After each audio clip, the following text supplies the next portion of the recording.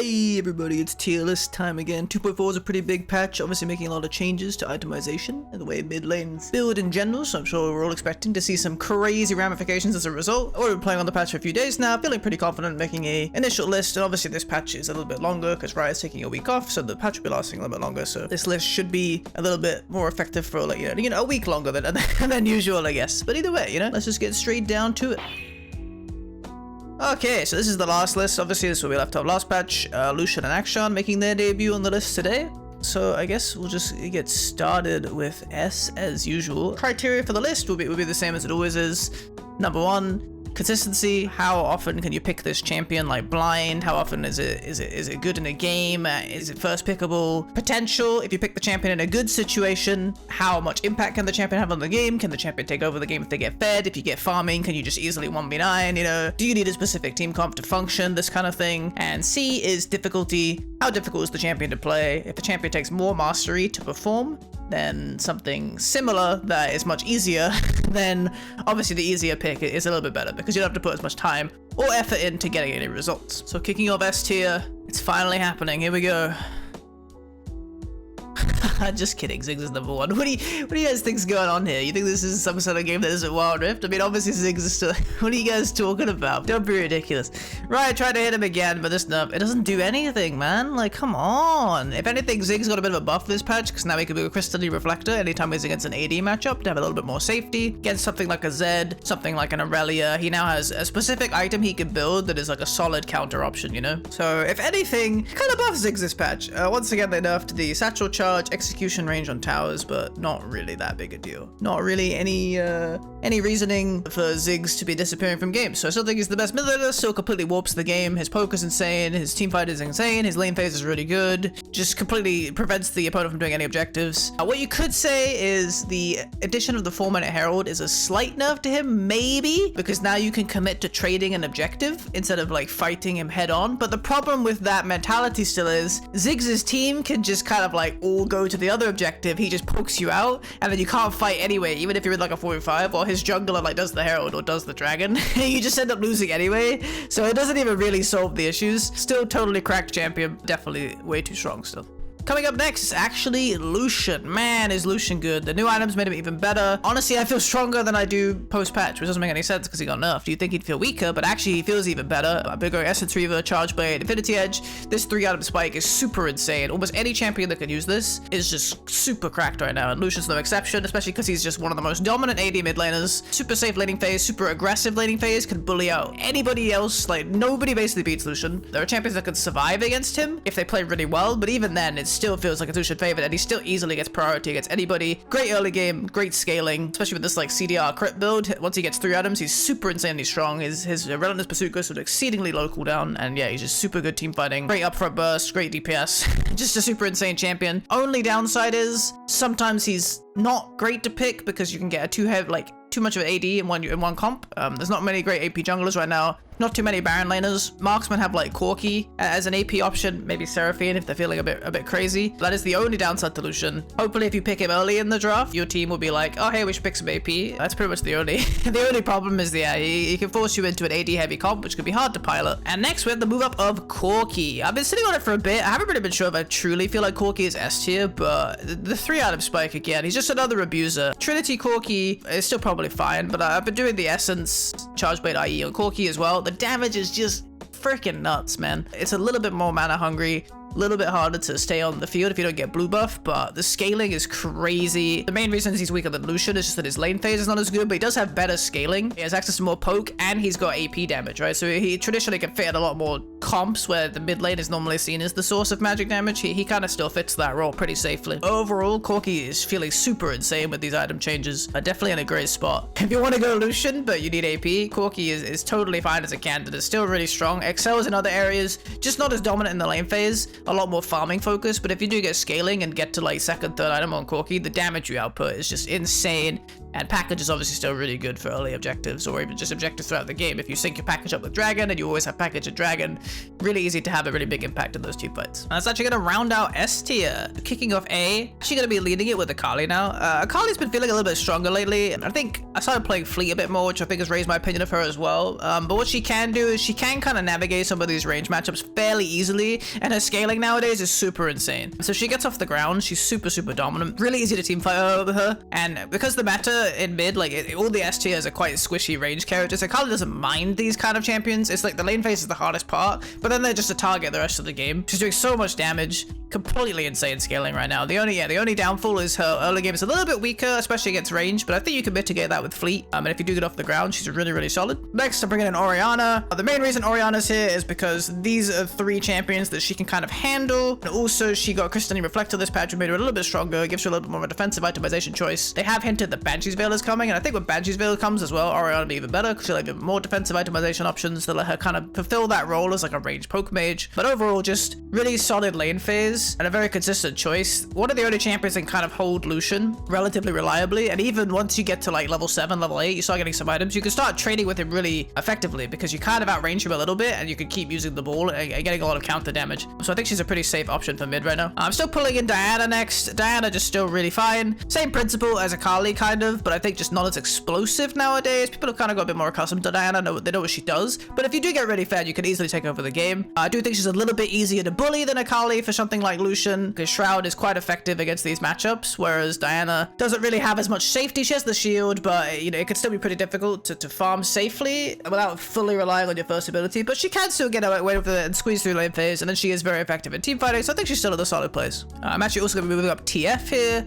I think TF is pretty good right now. Again, can kind of survive these matchups, not super hard, can get some windows to trade back, especially against Corki, sometimes against Lucian, but also gold card is a really big threat for these kind of champions, especially Lucian, who wants to play aggressive, wants to bully. Having the gold card pressure can give junglers like really easy setups to get picks, solid scaling, solid wave control, or solid roaming.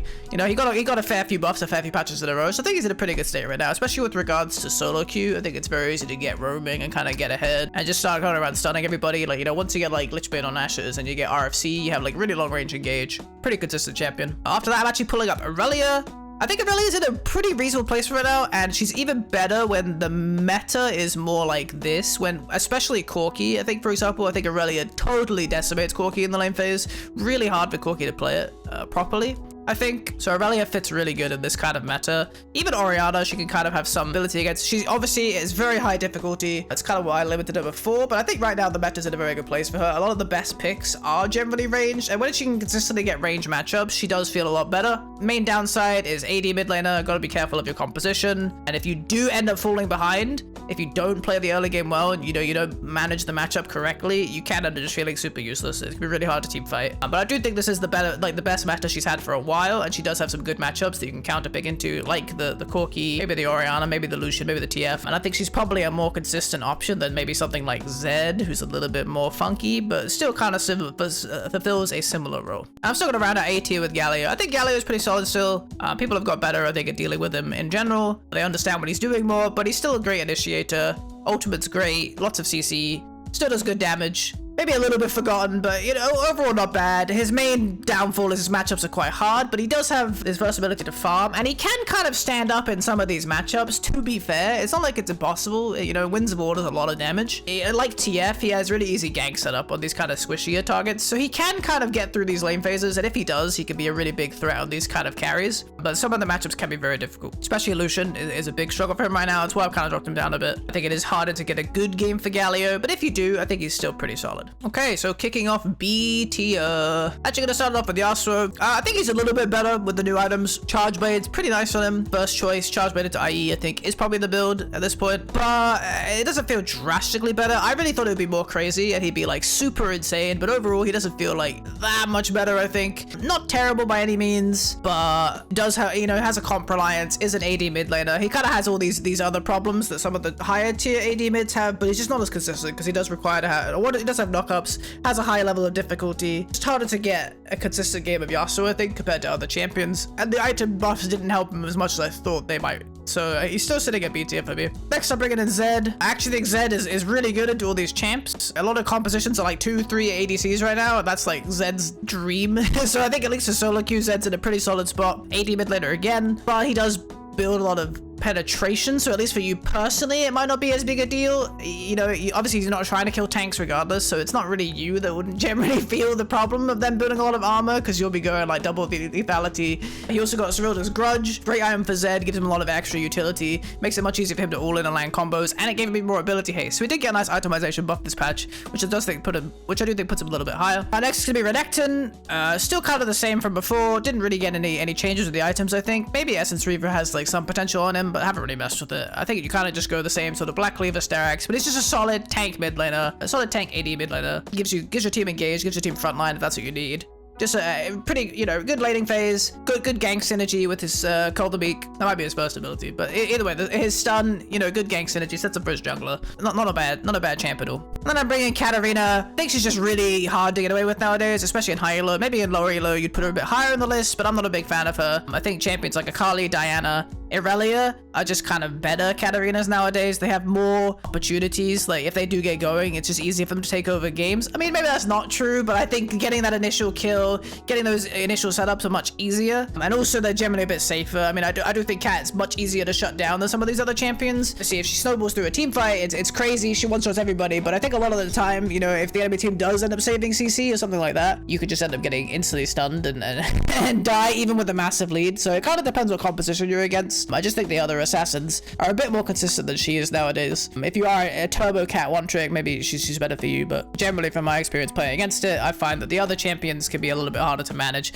especially in the lane phase where Katarina is a lot weaker. And then I'm bringing in Akshan. Still kind of undecided about Akshan, but I think he feels pretty reasonably good. Very high difficulty champion, to be honest. He has a lot of intricacies in his passive, a lot of intricacies in his grappling hook, and he's generally just a bit weird to play. But I think once you master some of his basics down, he does actually not feel too terrible at all. Does pretty reasonable damage. Has very strong laning, to be honest, between the double hit, the shield passive, his early laning damage with the boomerang as well, and just kind of like stacking the 3-hit procs. He actually has like pretty good trading, and he can heavily bully out all of these other laners. The main issue I think he has is that he's not Lucian. Kind of sadly, it's like, I guess Lucian can get banned, right? But then it's like, I don't see why there'd be many reasons why you'd pick Akshan over Lucian. But if you do need to fill that role and Lucian's banned, or you want to play something that's a bit wilder, I guess Akshan could be a choice in that regard. But I would say I would expect him to receive buffs, to be honest, but I already think he's not too terrible. He just has a very high skill cap, and he's very strange to play in comparison to other champs. But overall, I do think he's very playable, and he does have really good laning. And if you do get fed, he has mechanics like the stealth, he has mechanics like the grappling hook reset that can kind of let him just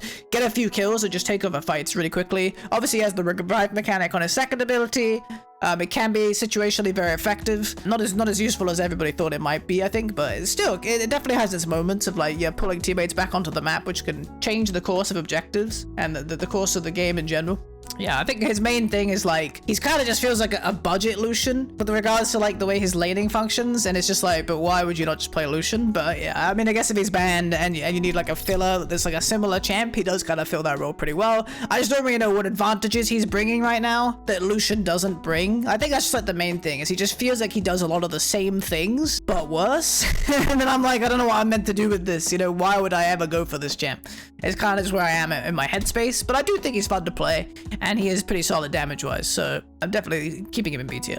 Yeah, for these last few tiers, not much has changed. I'm actually moving Seraphine down. I think I'm going to be putting her below Gragas, but above Ahri, because I think she's got a little bit of a solid identity over Ahri. But I think with regards to, I think Gragas is just a bit, you know, he has moments where he's a bit more solid. I'm actually going to be moving Fizz above these two. Fizz, he has received a few buffs now, and he is feeling a little bit better, but I still have the same issues with Fizz, where it's just, I don't know why I'd pick Fizz over most of these champions above him. It just doesn't really seem that there's any real reason to. Outside of that, all these champions pretty much in a similar spot. I've gone into justifications in post tier lists, so feel free to check those out if you want me to go over these specific ones. But for the most part, these two tiers are relatively similar. And yeah, these are kind of the changes of the higher tiers. Obviously, you know, Lucian, Corki, big winners. I think the biggest changes of the itemization has been kind kind of that essence charge blade, i.e. trio. That 3-item spike is basically just 100% crit all the time for ability focused ADCs, so it just feels super strong on Lucian and Corki. Akshan, I'm doing a similar build on as well, but like I said, just kind of like a budget Lucian, just doesn't really have many factors that make him much more appealing. Other interesting items you can go for, yeah, is like Reflector on Ziggs, Orianna,